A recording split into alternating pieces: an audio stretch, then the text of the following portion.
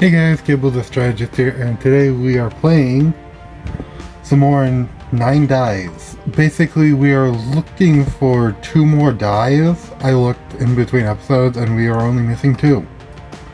So yeah, if anyone can tell me where at least one of those dies are in the comment section below, let me know. And as always, this map will be available in the description. I got it on mcpedl.com. You can find it there. The link to it is in the description as always. So, yay. I also will try and see what I can do. Also, someone commented earlier that they wanted to see the ending of, like, Five Nights at Joel's, which, yeah, I guess that would be good, but one problem with that, like, one very major problem with that, it's kind of hard. Like, the fifth night is kind of hard to beat, so, and I have gotten encouragement from the creator themselves, saying that I can beat it, but it is incredibly hard. Like, seriously, I only came close once. Like, one video I came close. Just, that's it. And I couldn't get past, like, 5 a.m. Because I would die each and every time. And that was only with one video. Every other video, I didn't even come close. So, yeah. So we're looking for dies in this one. Also, the submerge videos, they got a lot of views for some reason. I don't know why. Like, I get it was like new and different, but this is a horror channel. Everything I do on here is horror related somehow. That includes puzzles. While I stick to one genre, I can basically add in other genres as long as they are horror themed. So adventure, puzzles and whatnot. Basically, as long as there's horror in it, I can play it on the channel. That's kind of how my channel works. Basically, you guys know any horror maps for Bedrock? Basically just put the name down in the description. I'll check it out. Also, it would be nice if you knew where the map was, like where to download it, because that could actually help me. And also, I have a mask on to help me with, like, not breathe into the mic. So my breath is constantly being caught right here. While it heats up the inside of the mask, it doesn't necessarily get onto the mic unless I, like, sigh or something. So yeah. Also, I will be trying to put, like, music in the what would you say, video in the background, but only in the background, so you guys don't do it, so, like, it's not too loud or anything.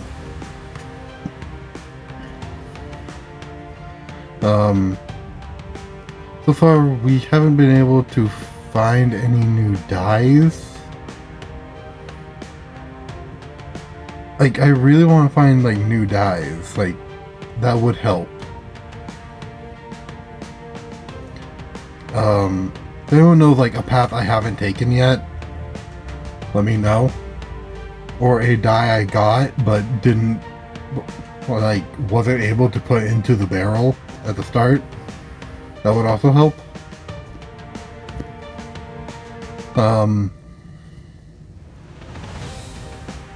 Probably should make a list of dies I have as well. That would help. Like, knowing which dies I have and which dies I don't.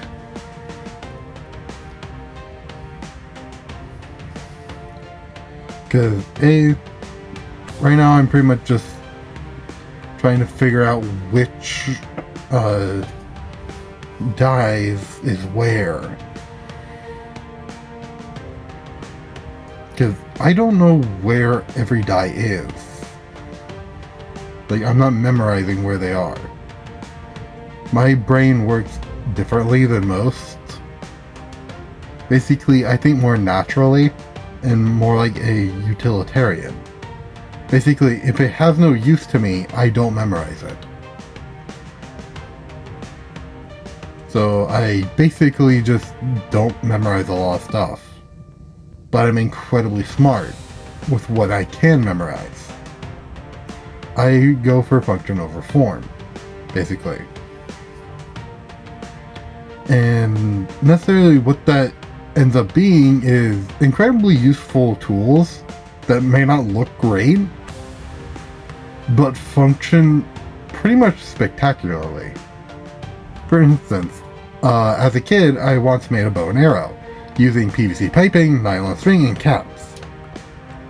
The result of that was a bow that could pierce metal. That's not a joke.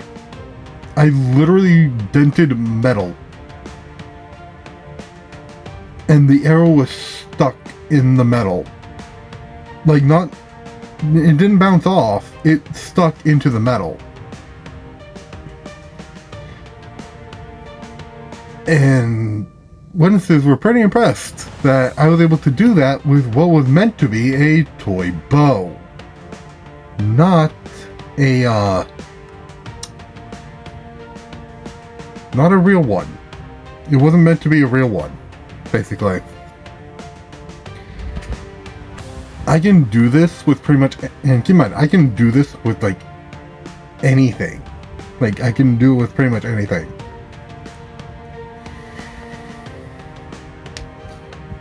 Like, my brain will just tinker with something until it's, like, pretty much perfect. Like, it will work better than what you would expect.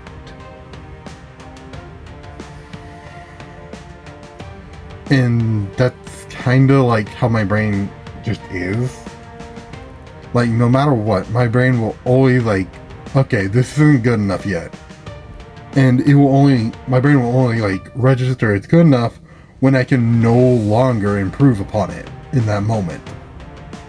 Like, okay, this cannot be improved further. It is good. Like, for instance, I can't improve my phone.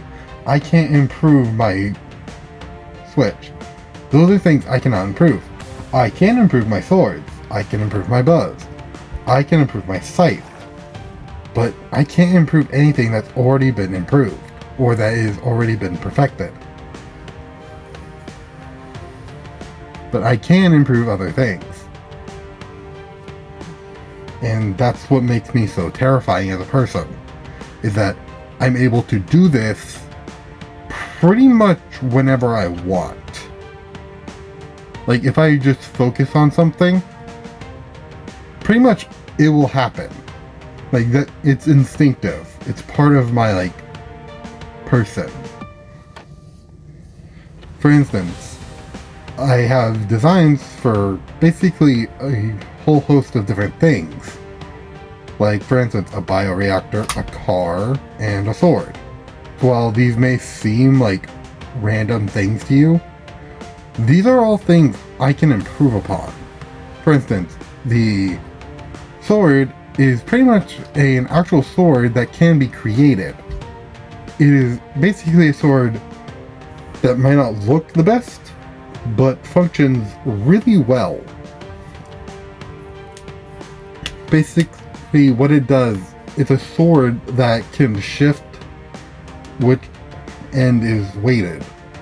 Basically, if I press a button in the handle and aim forward, it will push the weight forward.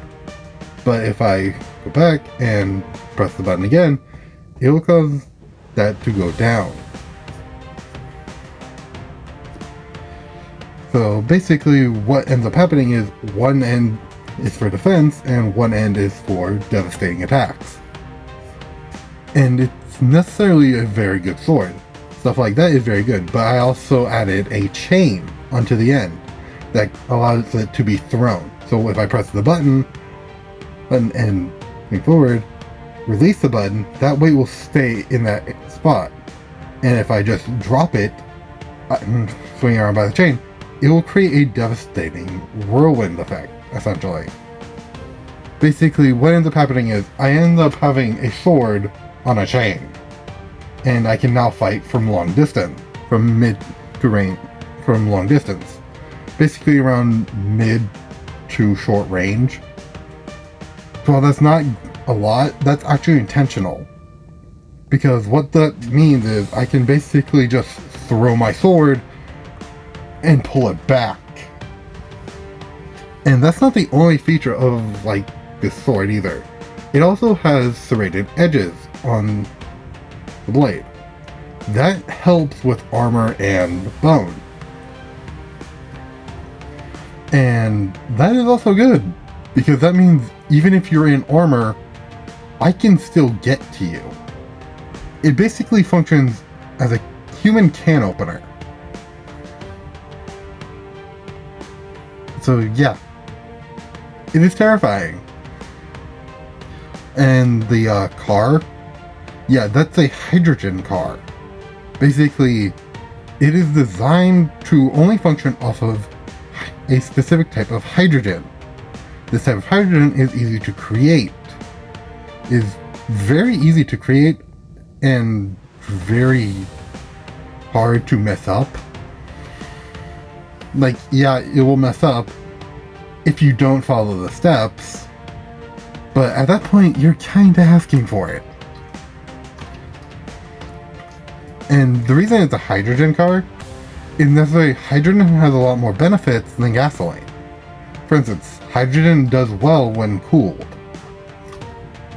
So you don't have as much like issues with like stalling as you would with like other cars, with like electric cars. But you also go a lot farther, more so than with gasoline. And what happens when you burn hydrogen is it creates oxygen. It doesn't create carbon dioxide, it creates oxygen, which is good. That's good for us, because that basically means we take it, we're basically putting more oxygen into the atmosphere than what can be outdone. Basically creating a sort of greenhouse effect. And if I can get this car like to a designer, they potentially could make it to where it is intentionally like built and able to do what it does. I also have the bioreactor as well, which basically functions off a similar principle. It uses hydrogen, but this time the hydrogen is naturally occurring. And it uses 4 different algae to create the hydrogen. Basically, each of the algae helps sustain the other in a sort of like bio-ecosystem. And it's all contained within this one area. Like, it's basically all contained within a 4-quadrant chamber that feed into each other, but also feed out. And the output areas are also covered with a membrane that only allows certain things in. For instance, one membrane might allow oxygen in, while another might allow, say, nitrogen in. It all depends on what the algae needs. And the output for all of them is what they produce. Basically, one algae can produce carbon dioxide, and that carbon dioxide will feed into the other, which feeds off that and creates another form of gas, allowing it to thrive more. Basically, it allows things to thrive very easily. I also have a, what would you call it? Like an investment plan? that, if done right, can make you like a millionaire. Like, I'm not kidding. And it's the way that works is basically it functions off of like several different factors like morality and ethics, while also being pretty smart. And here's the thing, this plan does not factor in bonuses, which I noticed later. Like, I didn't factor in a bonus. So what ends up happening when you use this plan is it just does better than what was originally intended. Which isn't bad by any means. That's actually good. Basically, I unintentionally didn't factor them in because those bonuses don't always come, but I didn't think it would affect it very much until I looked in a little deeper. Turns out my plan actually does better than what should be possible and can take someone from middle class to upper class very easily. Basically, it doesn't do it, but keep in mind, this plan doesn't do it like instantly. You have to keep at it. You have to keep to the plan. So by the time you retire, it ends up basically working well. It ends up with like a lot of money. And you can retire very early, factoring in the bonuses. I also didn't factor in like pay increases either, because those are a little too unpredictable. So what ends up happening is it works even better. Like, I don't mean to do this, just so you know. Like, I intentionally don't mean to make things better than they normally should be. It just ends up happening that way. So yeah. That is basically everything I can do, like, improve upon, pretty much. Or have improved upon. But I can't, like, improve upon other things that have already been perfected.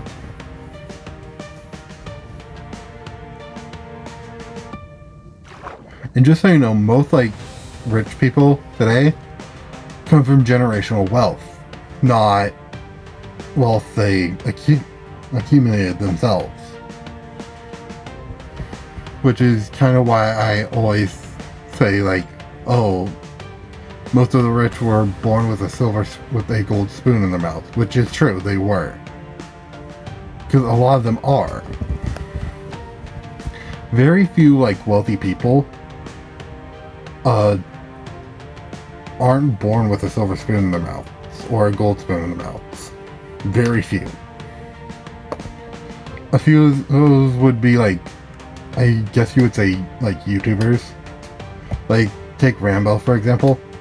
He would be an instance where someone took the money they had made from YouTube and turned it into a vast amount of wealth. Which isn't bad by any means. Doing that is not a bad idea.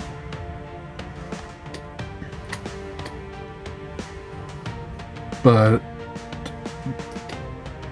he's not the only instance of this happening. There have been other instances. I believe Sky does Minecraft, even though no one likes him, he has done this as well, where he took his wealth and turned it into a lot of money. I know Stampy also did this, though he was less, I guess you'd say, reputable with it. So, yeah. A lot of, like, content creators, like, actually turn their modest incomes into basically wealth. And I'm glad blindness ended then, because blindness sucks.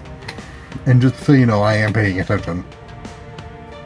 I'm, like, trying to find all the dyes I can, so I don't have to basically keep returning here.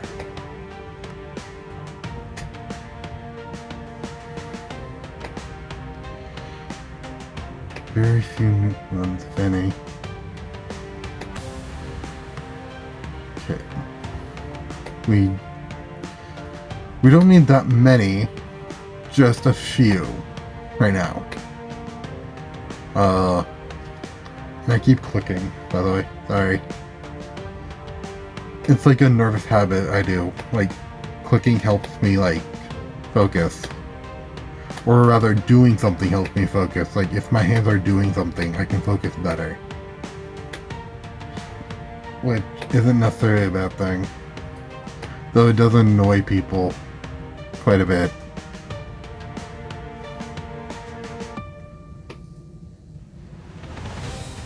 Anyway, I hope you guys enjoyed this video. Don't forget to like, comment, and subscribe, and I'll see you all later. Bye!